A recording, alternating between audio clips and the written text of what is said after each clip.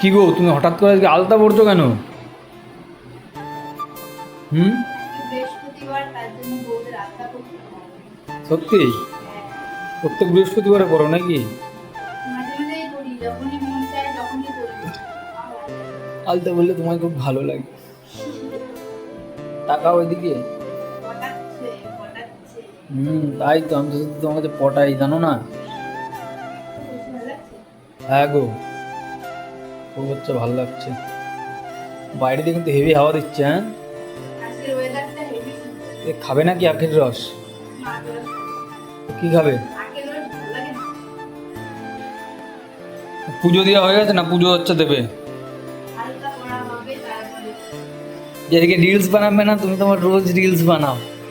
তুমি না ওই যেমন আছে। তো না তো কি, তোমার তো এটা যে রিলসই বানানো, রিলস আর রিলস।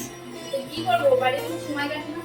তাই তো, এই দেখো, এই যে যে জায়গাটা, এইখানটাতে বসে ও রিলস হচ্ছে, বানায়। তুমি হেভি সেটা।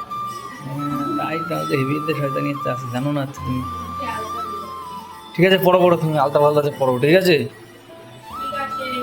ঠিক আছে, চলো।